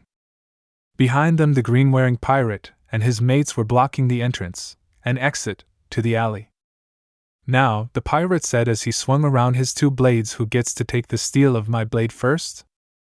"No thanks," Aang responded before sending a gust of wind at the pirates, which kicked up the dirt, causing them to become disoriented. Aang used the confusion to run forward, with Katara and Sokka behind him, and unfolding his staff as he ran. "Hold on tight," he yelled at the other 2 as he made a slight jump and started flying rather than running. The other 2 quickly latched onto Aang's legs. "Aang, I thought we were running away from the pirates," Katara said as they were flying straight towards the pirates. "Just hang on," Aang responded. They had a little trouble gaining altitude at first, but Katara and Sokka used the heads of the pirates as springboards to get into the air. After that, Aang was able to use airbending to help them up even further, leaving the pirates behind. They soon airbed back at the waterfall where they left Appa, though he wasn't there at that time. "I used to kinda look up to pirates, but those guys are terrible," Aang said while folding up his glider and sitting down by a rock. "I know," Katara said with a smile, "that's why I took this," she continued, holding up the waterbending scroll. Aang got up with an unhappy look on his face. "No way," he said in an annoyed tone. "Isn't it great?" Katara asked happily, oblivious to Aang's tone. "No wonder they were trying to hack us up," Sokka stated as he walked up to them. "You stole their waterbending scroll." "I prefer to think of it as high-risk trading," Katara stated in a self-satisfied tone of voice. "Good one, Katara," Aang stated, "but it doesn't mean that you did the right thing." "Where do you think they got it?" Katara stated. "They stole it from a waterbender." "It doesn't matter," Sokka responded. "You put all of our lives in danger just so you could learn some stupid, fancy splashes. These are real waterbending forms," Katara defended. "You know how crucial it is for Aang to learn waterbending. And we still had time to find a better opportunity to take it," Aang stated before Sokka could say anything. "Why do you think I asked when the buyer was coming to get it? I agree that the scroll didn't belong to them, but taking it like that wasn't a smart move, unless you wanted to fight them." At that point, Katara looked slightly ashamed, so Aang stopped the lecture. "Well, what's done is done. We have it. We might as well learn from it." Soon they found a stump that they could use as a table and placed the scroll upon it. Sokka was sitting on a stone nearby. Katara pointed at one of the pictures and said, "I just want to try this one move first, and then it's all yours." Aang took the scroll and held it up so that Katara could see it. Katara backed away before she leaned backward, assuming the waterbending stance prescribed in the scroll. "The single water whip," Katara stated as she studied the drawings on the scroll, "looks doable." She raised a stream of water and whipped it around, but it hit her in the forehead, leaving a bruise. Sokka just laughed at his sister's trouble with the move. "What's so funny?" Katara asked, annoyed. "I'm sorry, but you deserve that," Sokka stated before turning to Aang. "You've been duped. She's only interested in teaching herself." Aang just shrugged, knowing that he would get his chance to learn when Katara trained ninja skills. "Aang will get his turn once I figure out the water whip," Katara stated without noticing Aang's gesture. She then tried to do the move again, but the whip behaved erratically and unintentionally hit Momo, who screams at her in protest. "Why can't I get this stupid move?" Katara yelled angrily. "You'll get it," Aang stated as he walked to the river. Since Katara didn't need him to hold the scroll, he might as well try the move alongside her. Katara just looked displeased at this pronouncement, and seeing Aang move towards the river didn't help since she feared he would just show him up again. You just gotta shift your weight through the stances," he stated as he gracefully manipulated the whip for a few seconds and whips it forward. "There. See, the key to bending is," he continued as he turned around only to come face to face with an angry Katara. Will you please shut your air hole? She yelled, shaking her fists at him. Believe it or not, your infinite wisdom gets a little old sometimes. Why don't we just throw the scroll away since you're so naturally gifted? She skimmed over at Sokka, who stood nearby looking unimpressed by her rant. What? She yelled at him as she turned back to Aang. Aang just looked on with a sad look in his eyes. Oh my gosh, Aang, I'm so sorry. I don't know what came over me, Katara said with guilt in her voice, but you know what, it won't happen again. She rolled up the scroll and handed it to Aang. Here, this is yours. I don't want to have anything to do with it anymore. I don't have a problem with you wanting to train and get stronger, Aang stated, but in your current state of mind you won't be able to learn much anyway. Do the leaf balancing or tree climbing exercise for a bit, and when you've calmed we'll go up the river and I'll teach you some bending basics that might help you. We can train some of the moves together tomorrow morning. Okay, Aang, Katara said as she found a leaf and started the exercise with Aang sitting beside her to help if needed. After she had relaxed a bit with the exercise Aang started teaching her some of the basics of bending. They only managed to do it a short amount of time before they needed to return to Sokka to set up camp. After the boys went to sleep, however, Katara got back up and took out the scroll, wanting to train so that she wouldn't be shown up again. She backed guiltily away from the camp, turning around only to be confronted by Momo's luminescent green eyes. He was perched on a tree trunk that allowed him to be at the same height as she was, which allowed him to chitter accusingly in her face. Shh! She told him. Momo, go back to sleep. She continued as she walked by him. When Momo began to chitter again, she just said shh again, which caused him to give it up. Shoot! Katara said in an annoyed voice. I almost had it. She tried bending the whip again, but again it backlashed and hit herself. Ah, she exclaimed loudly. She then took a deep breath to calm down. Okay, Katara, shift your weight through the stances, she stated. When she had gotten halfway through the stances, however, she heard the noise of grinding metal. She ran over to a row of bushes on her left, and parted them to reveal a Fire Nation cutter craft now beached on the river bank. She turned to run back and warn the others, but found her way blocked by a pirate who had managed to get right behind her. No, let go of me! Katara yelled as the guy grabbed her arms. She bended a water whip around and smacked the pirate in the face, causing him to let her go, but when she ran from him she instead ran straight into Zuko's arms. I'll save you from the pirates, Zuko stated. He then handed her to a couple of his soldiers that had just joined him and had them tie her to a tree. Soon thereafter all of the pirates and Fire Nation soldiers had gathered in front of the tree. Tell me where he is and I won't hurt you or your brother, Zuko stated honestly.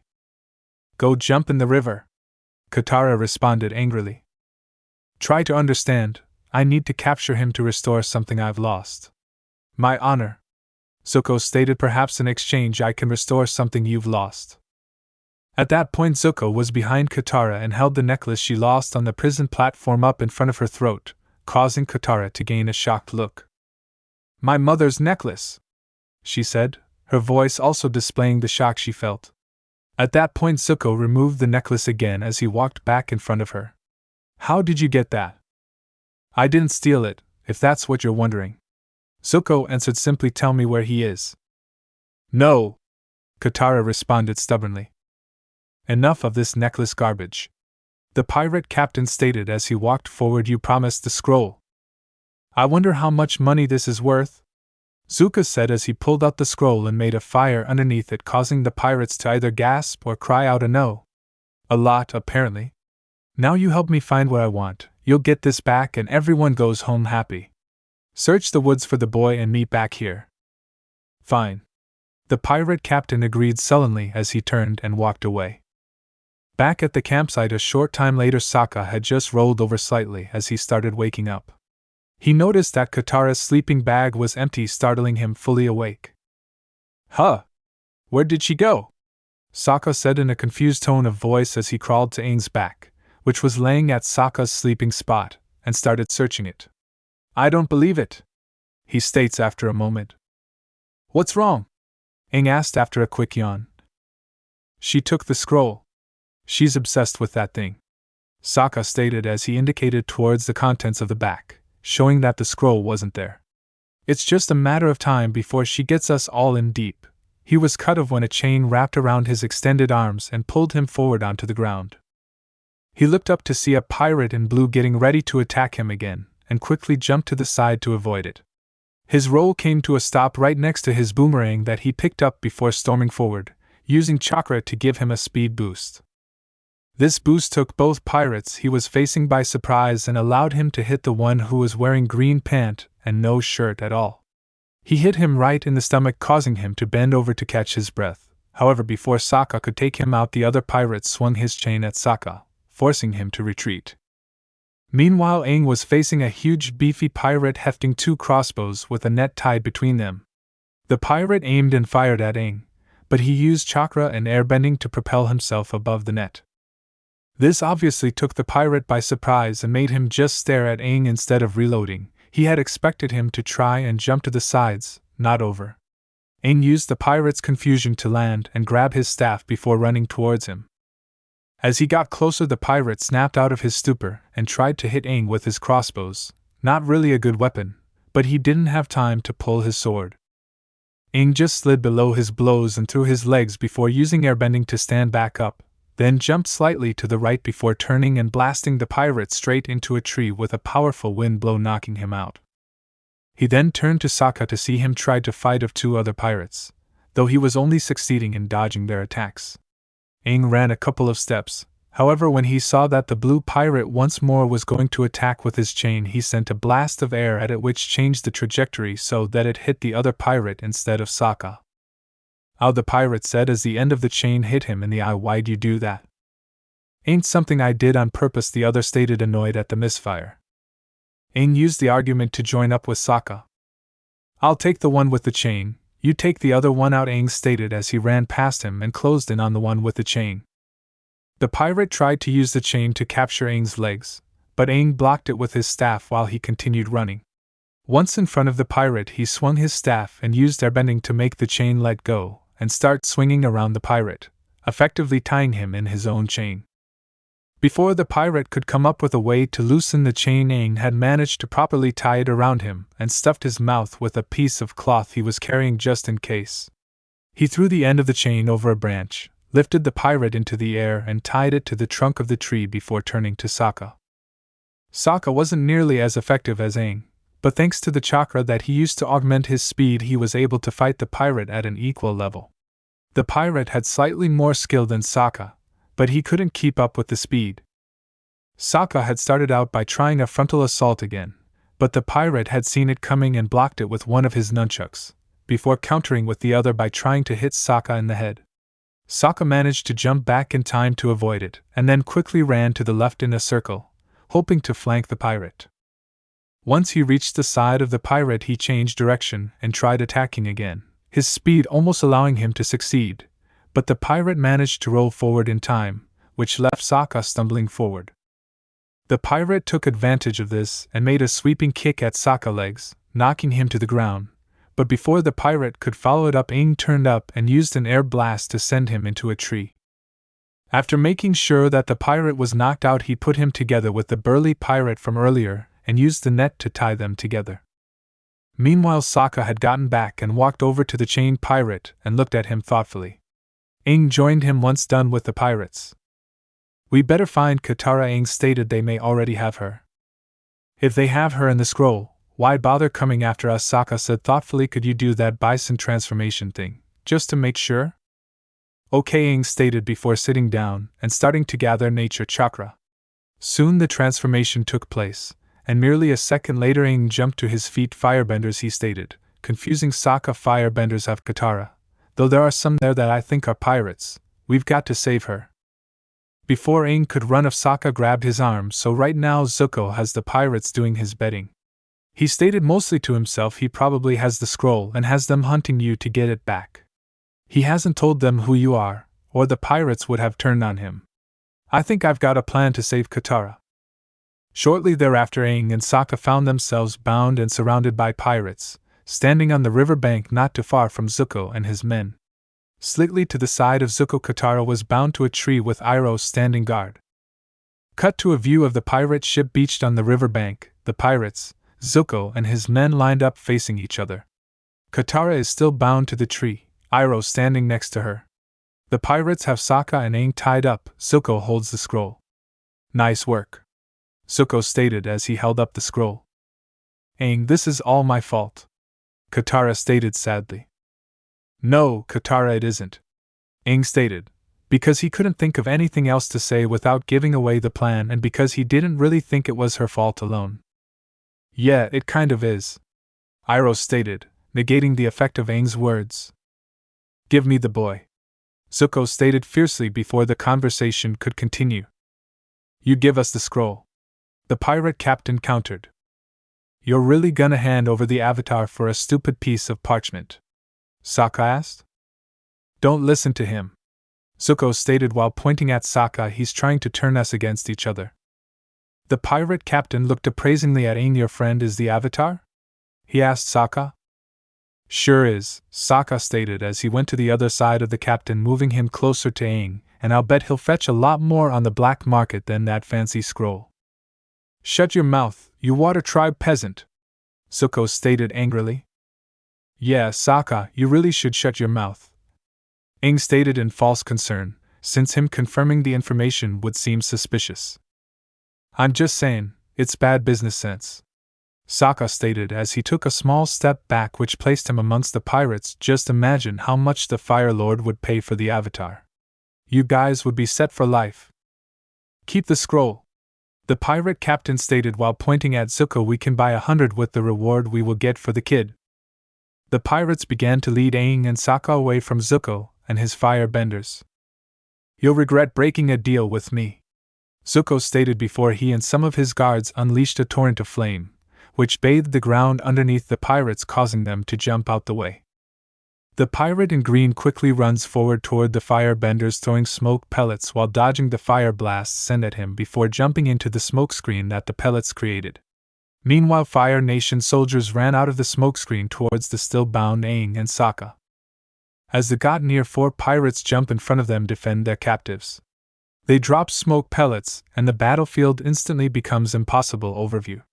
At that point, 2 of the pirates transform, revealing them to be Aang's clones, and they quickly freed Aang and Sokka from their bonds before dispelling. In the meantime, Momo was crawling down the 3 that Katara was bound to and quickly chews her ropes until they break.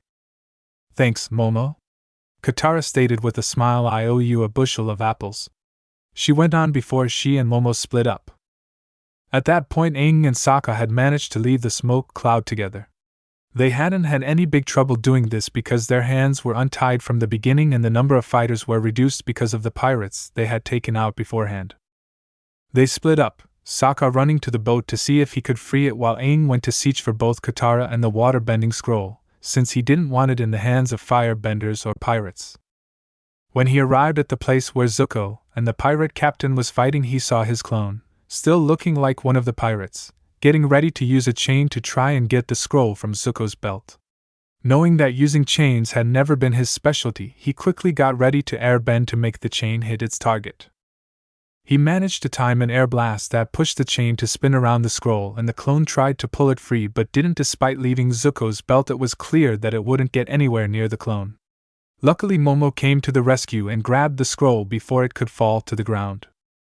As Momo flew away, it suddenly found itself pursued by the pirate captain's green parrot, but an air blast from Aang threw the bird of course and allowed Momo to fly over to him. The 2 of them then started running back along the beach to where Katara and Sokka were trying the pirate ship of the beach and into the water. Katara! It's good to see that you're unharmed, Aang yelled as he got closer.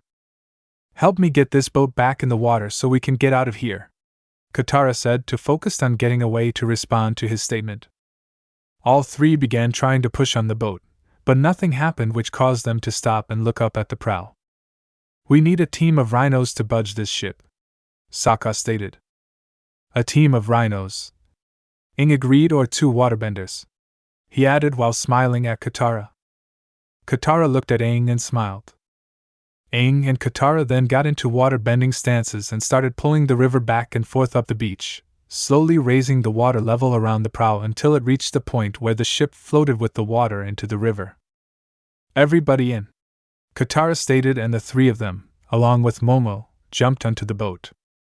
While the fighting had been going on, another group of Aang's clones had managed to drop the pirates that Sokka and Naruto had defeated earlier into the smokescreen so that it looked like they had been knocked out in the fight. Their fellow pirates had woken them up and led them onto the firebender's small ship in order to follow Aang, but their confusion with what was going on slowed them down slightly, though unfortunately not enough to give Aang and his friends any meaningful lead. Sokka! Aang yelled soon after when he noticed that the pirates gaining on them. Can't you make it go any faster? I don't know how. Sokka yelled back from his position at the wheel of the ship. This thing wasn't made by the water tribe. Meanwhile, Aang watches as the pirates quickly pull up beside pirates began jumping onto the ship. He looks down onto the deck as two of the pirates advance on Katara, and quickly waterbends a wave onto in an attempt to wash them overboard, though only succeeding with one of them. Katara quickly looks down at the puddle Aang's attack left behind and used it to form a water whip to knock the other one overboard. She then smiled up at Aang. Hey, you did the water whip. Aang congratulated. I couldn't have done it without your help, Katara stated while still smiling. Will you two quit congratulating each other and help me out? Sokka yelled as he jumped onto the helm to avoid an attack by a beefy pirate, before jumping down to the deck below to avoid the sail's pirate. Said action also helped him avoid colliding with Momo, who was once more pursued by the captain's parrot. Aang watched as Momo trapped the parrot by wrapping him in the pirate vessel's black flag. Meanwhile, the two pirates quickly close in on Sokka. However, Aang jumps down in front of him and sends an air blast at the pirate salesman, throwing him at the guardrail. Katara used a water whip from her vantage point to knock down the beefy pirate before he could attack either Aang or Sokka. Aang turns to the beefy pirate and lifts him into the air and spins him around using a whirlwind of air for a few seconds before ejecting him high into the air and over the side of the boat. Aang, look! Katara yelled while looking and pointing ahead of the ship. Aang and Sokka quickly followed her directions and saw that they were heading towards a waterfall. Oh no! Aang stated before noticing a presence behind him and turning around. Once turned, he came face to face with the salesman who was drawing his blade. However, knowing that fighting him right now wasn't really a priority, he instead pulled out his bison whistle and blew into it with all his might. The salesman, who had hesitated when the whistle was pulled out, started raising his sword to attack Aang, but he was promptly round-kicked overboard by Sokka. Have you lost your mind? Sokka asked while tapping the side of his head. This is no time for flute practice. Aang didn't really listen, instead running to join Katara at the front of the ship. The two of them watched as they approached the waterfall. We can stop the boat, she said as she motioned him towards the foredeck. Aang, together, push and pull the water. The two of them quickly started making pushing and pulling motions, causing the boat to turn and slow down its approach towards the waterfall. It's working, Katara stated. It's slowing down. A moment later, the ship had its side to the waterfall and had stopped moving towards it. We're doing it! But we have another problem, Sokka stated, pointing at the other ship that was heading straight for them. The cutter rammed the pirate ship right and center, causing the ship to slowly capsize, which caused Aang and his friend to lose their balance.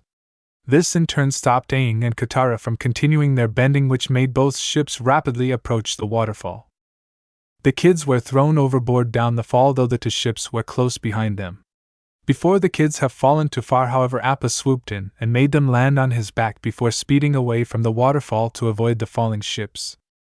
Once away from the fall, Aang and his friends got themselves better situated on Appa's back, Momo landing on Sokka's shoulder. I knew a bison whistle would come in handy, Aang stated. Thanks, Appa? Yeah, we owe you one, Sokka stated, earning a grunt from Appa. I told you this wasn't a waste of money, Databeo, Aang said with a self-satisfied smile, before clasping his hands over his mouth. Databeo? Sokka asked, confused. What's that supposed to mean? It's a speech tick, mostly used to put extra meaning into a sentence. Aang said. Thought it was gone with the merger, but it seems to have returned, though it isn't as bad as it used to be. Katara, who had been quiet for a while, used the pause in the conversation to speak. That aside, Aang, I still owe you an apology, she said while kneeling and looking down at the saddle. You were just so good at waterbending without really trying. I got so competitive that I put us all in danger. I'm sorry. That's okay, Katara, Aang stated.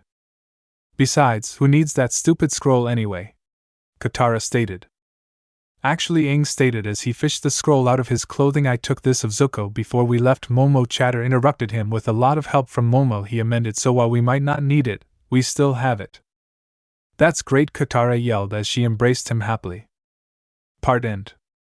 So how was the story? I hope you like it. Share this story with your friends and comment down if you want more stories like this. I will meet you in the next video. Peace out.